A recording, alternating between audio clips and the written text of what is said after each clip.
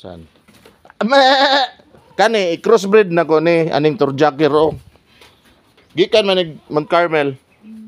Mo ni pure nga Anglo. Kana native. Ah. Pero ako sa nang experiment gaw kay asay magkuan ba. Dali ra ma-convert into cash ba. Gusyante man tirada na to gaw. Tanawa gaw. Sama na gaw. Karnero. Oh, and the Jimors ni. Oh. Karnero ba? Ba.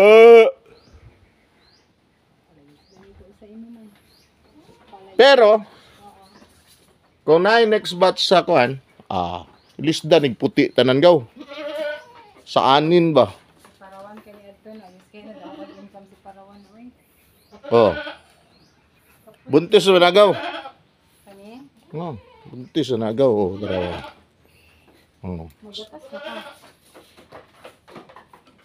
Oh. Oh.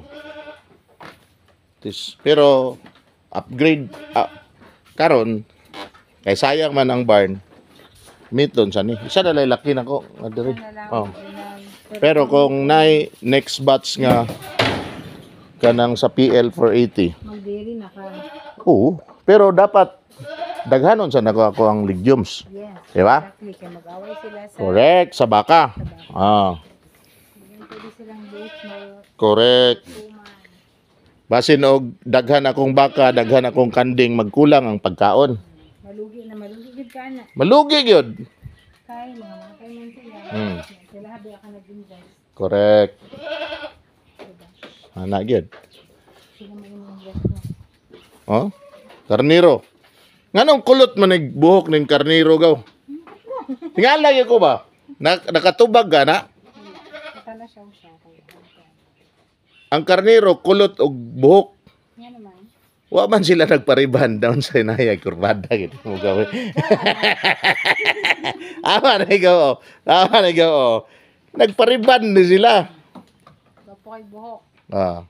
Gikuan lang na nako kanang gi-try lang nako nga experiment nako ba nga i-crossbreed nako. Bili ni mo sa kuan. Ha? Bili ni mo sa Mount Carmel. Oh, Palit. dispersal man ni sa Mount Carmel, bayad nako. Okay. Bayad nako sa responsible farmer man ta. Dili man ta maingon nga asa imong kanding di jirans namatay ngano man pag birthday namatay. Oh, mo gani no. Wala ni take care na to ning ikuan. Pwede i-crossbreed ang kanding ug ang karniro gaw? No, uy. Ha? Kabalo.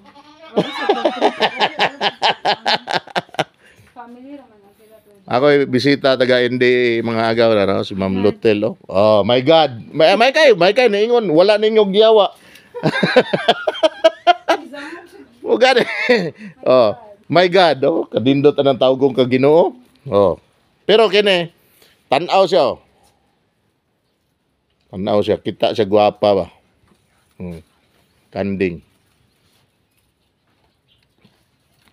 Adto na mi eh. Bye, gaw! Be!